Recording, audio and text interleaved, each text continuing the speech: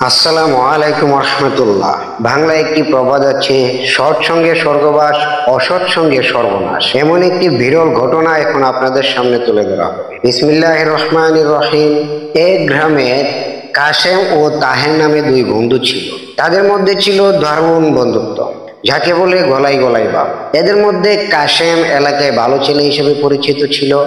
লেখাপড়া, চাল চলন, আচার আচরণে আর পাঁচটা ছেলের চেয়ে ছিল সম্পূর্ণ ব্যতিক্রম।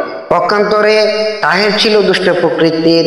দুষ্টামিতে তার কোনো ঝুড়ি ছিল না। গ্রামে কারো গাছের পেয়ারা, কারো পেঁপে, কারো তাল, কারো নারকেল চুরি করে খাওয়াই ছিল তার নিত্যদিনের অভ্যাস। কাউকে গালি দেওয়া, অযথা মিথ্যা চড়তাপড় মারা ছিল তার মজ্জাগত দোষ। গ্রামের প্রভাবশালী মোড়লের ছেলে বলে তার গায়ে কেউ তাকে হাত তোলার সাহস পেত না, কিন্তু গ্রামবাসী তাকে কখনো ভালো চোখে দেখত না। কোন লোক তার ছেলে, ভাই, ভাতিজাকে তাহেরের সঙ্গে মিশতে দিত না। একদিন স্কুলে যাওয়ার পথে কাশেম দুর্ঘটনায় পতিত হয়। কাশেমের বিপদ মুহূর্তে তাহের এগিয়ে আসে, তাকে হাসপাতালে নিয়ে যায়, তাদের বাড়িতে খবর দেয়। এজন্য কৃতজ্ঞতা জানাতে কাশেম তাহেরের বাড়িতে যায়। এ থেকে দুজনের বাড়িতে আসা যাওয়া শুরু করে, ফলে তাদের মধ্যে সখ্যতা আরো বাড়ে। কালক্রমে তাহেরের দুষ্ট চরিত্রের অসৎ গুণাবলী কাশেমের মাঝে সঞ্চারিত হয়। সেও লিপ্ত হয় নানা গর্হিত কাজে, ফলে তার লেখাপড়ায় দুর্বল চলে আসে।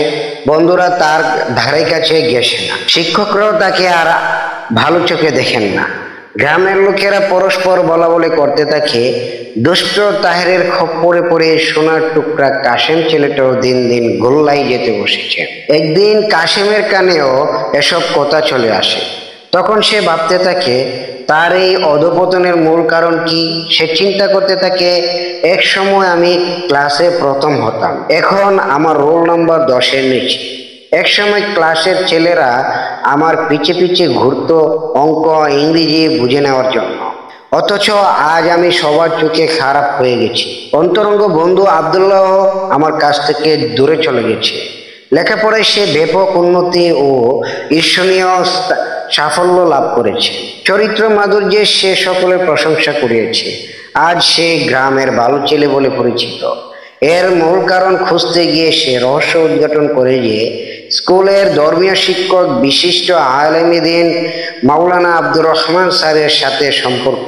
তার কথা মতো সে চলে, 5 ওয়াক্ত সালাত আদায় করে, নিয়মিত পড়াশোনা করে, খারাপ ছেলেদের সাথে মিশে না। পড়ালেখায় ফাঁকে অবসর সময়ে ধর্মীয় বই পুস্তক পড়ে এবং কোরআন হাদিস অধ্যয়ন করেই তার সময় কাটে। তাই তার এত সুনাম, লোকের মুখে মুখে তার প্রশংসা। কাশেমের মনে মনে প্রতিজ্ঞা করে তাকেও আব্দুল্লাহর মতো হতে হবে। কাশেম তার প্রতিজ্ঞা অনুযায়ী মাওলানা আব্দুর রহমান সাহেবের নিকট গিয়ে বলল, স্যার, আমি খারাপ হয়ে গেছি, শেষ হয়ে গেছে আমার কেরিয়ার। এ থেকে উত্তরণের উপায় কি? কিভাবে আমি ভালো হতে পারি স্যার? মাওলানা আব্দুর রহমান স্যার বললেন, তুমি আগে এরূপ ছিলে না, সঙ্গদোষে তোমার এই অবস্থা। তোমাকে আমি একটি ঘটনা শোনাবো। আবু মুসা রাহমাতুল্লাহি আলাইহি হতে বর্ণিত, তিনি বলেন, রাসূল সাল্লাল্লাহু আলাইহি ওয়াসাল্লাম বলেছেন, সৎ সঙ্গী এবং অসৎ সঙ্গীর দৃষ্টান্ত হচ্ছে মিশকে আম্বরওয়ালা ও মিশকে হাপরওয়ালার নেই। মিশকে আম্বরওয়ালা তোমাকে কিছু দান করবে, কিংবা তুমি তার কাছ থেকে কিছু সুগন্ধি ক্রয় করবে, অথবা তার নিকট থেকে তুমি সুগন্ধি লাভ করবে। আর আম্বরওয়ালা তোমার জামা কাপড় জ্বালিয়ে দেবে, কিংবা তার নিকট থেকে তুমি দুর্গন্ধ পাবে। এই গল্প থেকে আমাদের শিক্ষা হলো, চরিত্রবান, সৎ ও ভদ্র দেখে বন্ধু নির্বাচন করতে হবে। পাশাপাশি তোমাকে নিয়মিত সালাত আদায় করতে হবে। অবসরে কোরআন হাদিস অধ্যয়ন এবং প্রতিদিন নিয়মিত 5-6 ঘন্টা পড়ালেখা করতে হবে। খারাপ বন্ধুদের সঙ্গ পরিহার করে চলতে হবে। আড্ডা দেওয়া বন্ধ করতে হবে।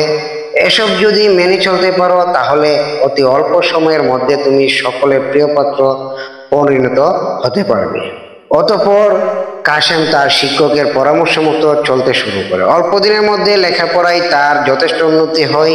বিনা প্রয়োজনে সে বাড়ির বাহিরে যায় না, খারাপ ছেলেদের সাথে মিশে না, অবসরে সাহিত্য চর্চা করে, ধর্মীয় বই পড়ে। এভাবে চলতে চলতে অল্প দিনের মধ্যেই কাশেম সবার মন জয় করতে সক্ষম হয়।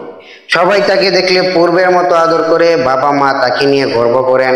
সামনে তার ইন্টারমিডিয়েট পরীক্ষা। শিক্ষক, অভিভাবক সবার প্রত্যাশা কাশেম আরো ভালো করবে। আবার এ থেকে আমাদের যা শিক্ষা হলো তা হলো সৎ ও উত্তম চরিত্রের অধিকারীদের সাথে বন্ধুত্ব করতে হবে, অসৎ সঙ্গ সর্বদা পরিহার করতে হবে।